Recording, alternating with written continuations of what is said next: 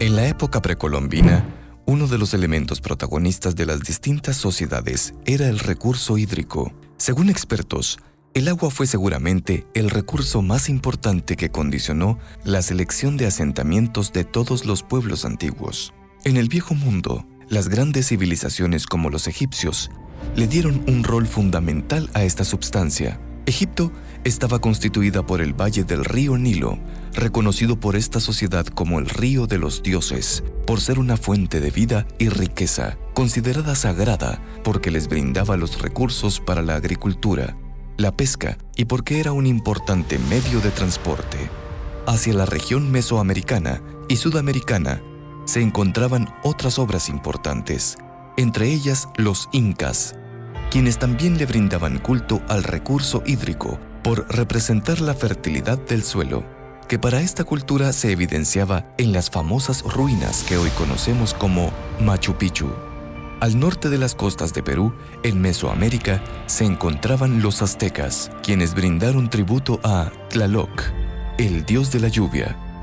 En efecto, eran culturas milenarias cuyas creencias alcanzaron hasta Guatemala. Pero tal vez lo que más llama la atención es la región maya, porque acá las fuentes de agua son un poco distintas, porque son áreas, lagunas y áreas pantanosas que, digamos, se llenan en la temporada de lluvia y hay que desarrollar una tecnología para que esto se pueda almacenar y aprovecharse todo el año. Eso requirió pues un alto grado de organización e ingeniería hidráulica, que al final fue el sustento para una civilización que duró más de un milenio. Efectivamente, la cultura maya tuvo un surgimiento impresionante en la región del Petén, en donde existió la ciudad más grande de los mayas, la cual, según expertos, colapsó debido a incrementos poblacionales y desastres causados por la naturaleza. El buen o mal manejo del agua tiene esa dualidad que es muy característica, digamos, de los pueblos mesoamericanos. Ellos sabían muy bien que el agua trae vida o muerte, pero sabían muy bien que si el agua se manejaba mal, en términos de falta o exceso de agua, pues eso podría traer destrucción. Para entender la situación actual del agua en la región metropolitana de Guatemala, me dirigí al Parque Nacional Naciones Unidas, desde donde se puede apreciar el lago de Amatitlán, uno de los recursos naturales más significativos del sistema hidrológico del país, porque abastece a 14 municipios del departamento de Guatemala, lo cual equivale al suministro de agua a una población de más de 3 millones de personas, representando más del 20% de la población total del país. Bienvenida al Parque Nacional Naciones Unidas. Gracias. La doctora María José Iturbide es la directora ejecutiva de la Fundación para la Conservación del Agua en Guatemala, conocida por sus siglas como FUNCAGUA, un fondo de agua cuya misión es contribuir a la disponibilidad del suministro de agua en el largo plazo para la región metropolitana del país, un recurso que, según esta experta, está en riesgo. Se podría decir que estamos en una crisis porque primero no tenemos la información suficiente para determinar cuál es el grado de disponibilidad de este recurso que tenemos los guatemaltecos. Estamos en una ciudad que está creciendo muy rápidamente, casas se están convirtiendo en edificios y eso significa que existe una alta demanda por la disponibilidad de este recurso. Por otro lado, estamos fuertemente contaminando nuestros ríos, estamos ahí sí que matando los cuerpos de agua que pueden servirnos de abastecimiento a no solo a la ciudad de Guatemala, sino a varios municipios del departamento de Guatemala. En el país existe abastecimiento a través de 2 fuentes de aguas, subterráneas y superficiales. Registros de monitoreo del 2015 de la empresa de agua de Guatemala, Empagua, revelan que el suministro de agua del municipio de Guatemala proviene en un 50.4% de aguas superficiales y en un 49.6% de aguas subterráneas. El agua subterránea es toda el agua que se encuentra abajo de la superficie y representa alrededor del 30% del agua dulce en el mundo. Este recurso hídrico es vital. Se estima que 1/3 parte del agua subterránea fresca es consumida por humanos. Es por ello que el desconocimiento de esta información en relación a Guatemala es un riesgo latente. Tenemos una bomba de tiempo tenemos una bomba de tiempo en cuanto al agua subterránea, y no sabemos la cantidad que tenemos. Estamos perforando más pozos, como siempre se ha dicho, en una analogía, le estamos metiendo más pajillas a un vaso de agua y todos succionan. Entonces realmente no sabemos la cantidad que tenemos. El proceso de perforación de pozos inició en 1965 con la construcción de pozos de 450 pies de profundidad. Desde entonces, la extracción del agua subterránea ha aumentado considerablemente en las últimas décadas, llegando hoy a la extracción de pozos de alrededor de 2.500 pies de profundidad. Como país no tenemos una ley de aguas, por consiguiente no hay una autoridad que vigile el uso, la extracción de este recurso. Hoy por hoy somos el único país en Latinoamérica donde perforar un pozo es permitido y donde lo único que se necesita es una licencia, y las autoridades, las municipalidades o el Ministerio de Ambiente no lleva control ni registro de cuánto extrae, qué tan profundo es este pozo. Entonces, ¿qué sucedería si llegamos a ese momento de la hora cero? Al hablar de una hora cero, estamos diciendo que los mantos acuíferos, que las aguas subterráneas se secaron totalmente, lo cual no podríamos determinar hoy por hoy porque no tenemos la información. Sin embargo, si llegara ese momento de que se secan los mantos acuíferos, tenemos el recurso de los ríos. Los ríos altamente contaminados, lo que significaría que se tendría que invertir fuertemente en procesos de purificación de este recurso para que pueda ser utilizado en los usos que le damos, los distintos usos que le damos los guatemaltecos. En efecto, el país enfrenta varios desafíos, entre ellos está la reforestación, los incendios provocados por ciudadanos para sus propios cultivos y aún más evidente está el problema de la contaminación por la basura. Tenemos muy malos hábitos en Guatemala de tirar la basura a la calle, luego toda esa basura se va por los canales y viene a parar desafortunadamente a este lago. Realmente este es un problema que afecta y viene los malos hábitos desde el hogar. Es importante cambiar hábitos de bañarse por largos baños, ¿verdad? Reducir las duchas a 3-5 minutos si mucho. Tener hábitos de, por ejemplo, reciclar el agua dentro del hogar. Los servicios domésticos de igual forma organizarse para aprovechar de la mejor forma este vital recurso. En épocas de lluvia aprender a cosechar agua, y ese líquido nos puede servir para los servicios domésticos, para lavar la ropa, para los inodoros. Efectivamente, la participación de la sociedad civil es fundamental porque el lago de Amatitlán es un gran cuerpo de agua que en algún momento de crisis podría ser la fuente para sustentar a más de 3 millones de personas de 14 municipios del país. Sin embargo, es un lago altamente contaminado. Según Funcagua, actualmente está en un proceso de eutroficación bastante acelerado, lo que significa que lentamente el lago se va muriendo por la cantidad de nutrientes que lo están alimentando y con el tiempo podría incluso llegar a secarse. Lamentablemente somos un país reactivo, reaccionamos ante la tragedia, no preventivo. Y en el tema de agua tenemos que aprender a ser preventivos para no tener que lamentarnos años después de que no actuamos a tiempo. A 13.084 kilómetros de distancia se encuentra la ciudad del Cabo, en Sudáfrica, la segunda urbe más grande de esa región después de Johannesburgo. Esta ciudad es el núcleo turístico más importante del país. En el 2017, según la Organización Mundial del Turismo, recibió a 1.3 millones de visitantes internacionales, porque en su área cuentan con 13 de las 20 principales atracciones turísticas de Sudáfrica, un país considerado el 9º productor de vino en el mundo, el cual es cosechado en la ciudad del Cabo, en donde se encuentran impresionantes viñedos, un puerto, playas y la majestuosa montaña de la Mesa, una de las 7 maravillas del mundo, asentada en una metrópoli rodeada de 2 océanos, el Atlántico y el Índico, inmensos cuerpos de agua que han sido una fuente económica para una población de 3 millones de habitantes que irónicamente llegaron al día cero. We're getting right into South Africa's impending water crisis. The crippling drought across the country was today declared a national disaster. En el 2016, los ciudadanos del Cabo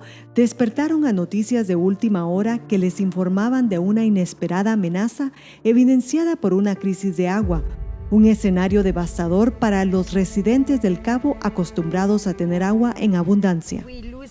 Estamos perdiendo 1% de nuestras represas, 1.5 todas las semanas. Yo estoy realmente muy preocupada.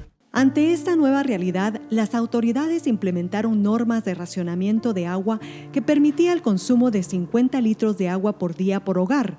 Para poner esto en perspectiva, en promedio en Estados Unidos se utiliza 65 litros de agua por día para una ducha de 8 minutos.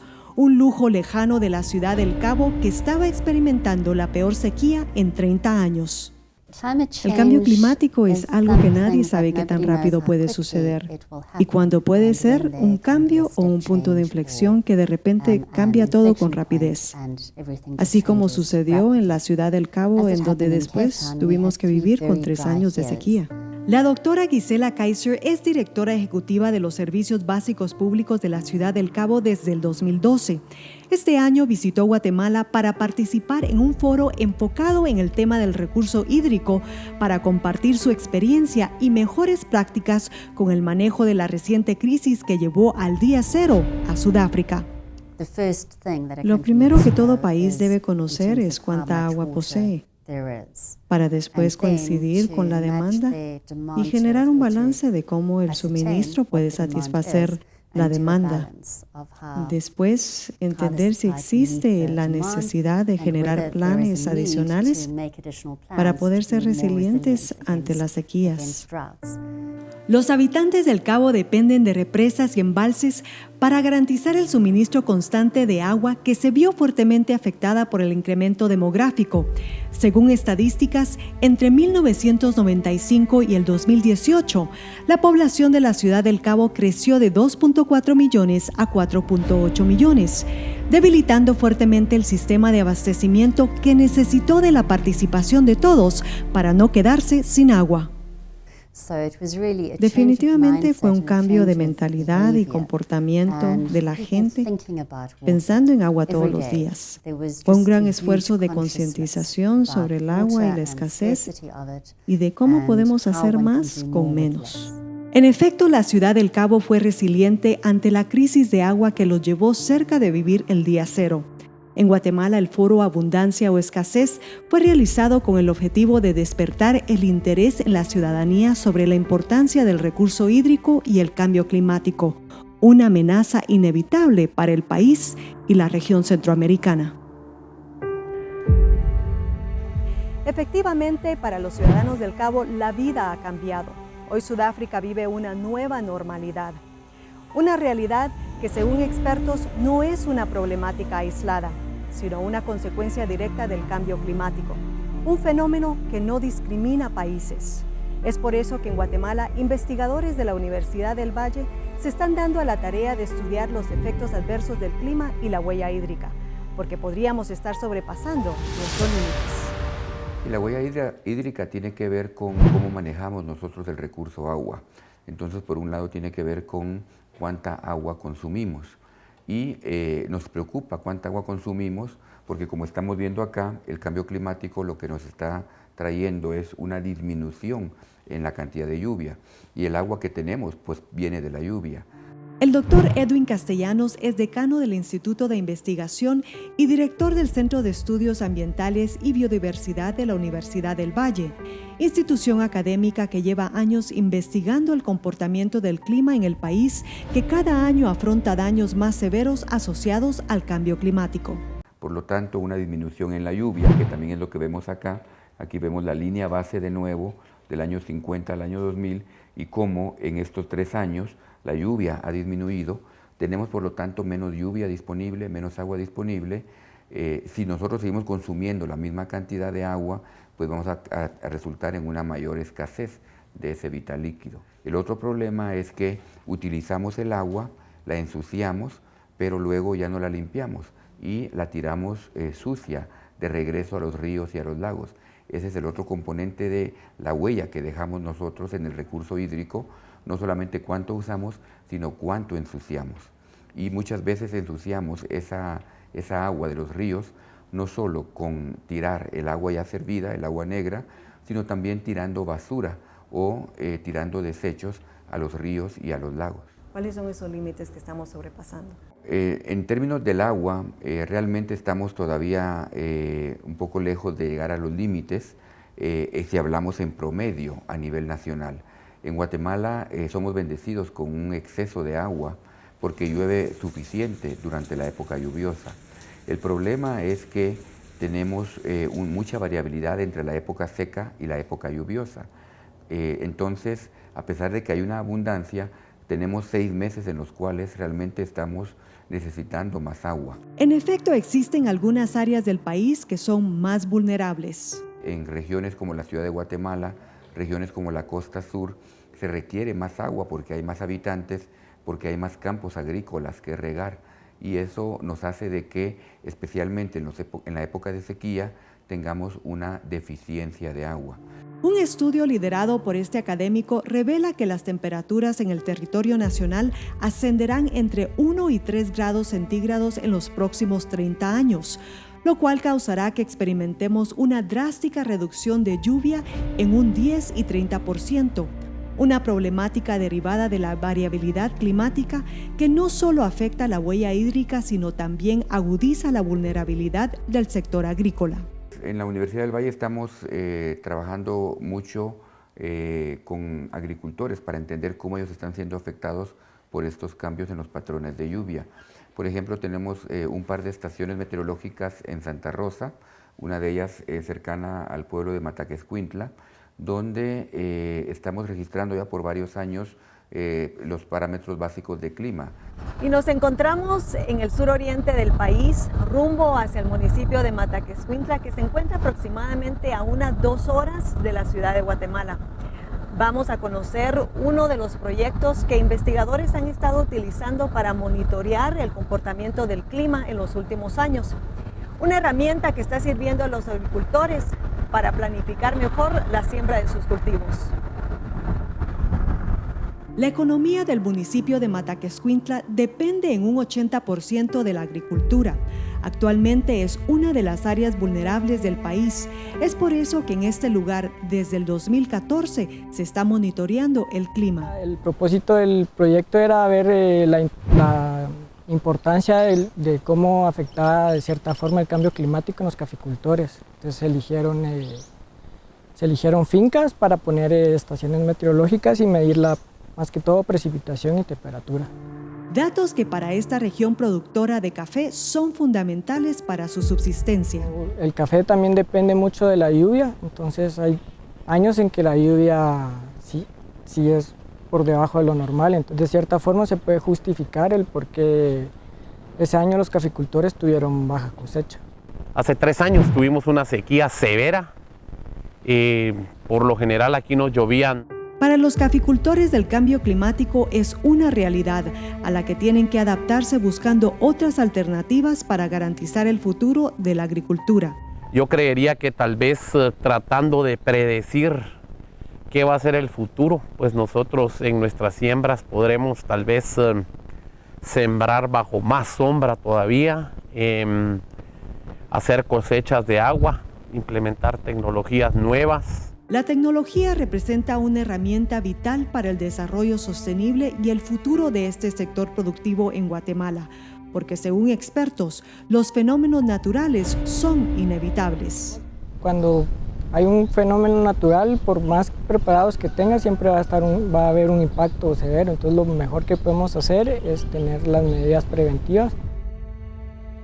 Promover una cultura de prevención es clave para reducir las consecuencias del cambio climático y para mejorar el manejo del recurso hídrico, lo que implica la participación integral de los diferentes sectores de la sociedad. Justamente, tuve la oportunidad de recorrer un proyecto que busca impulsar un cambio de cultura en el país.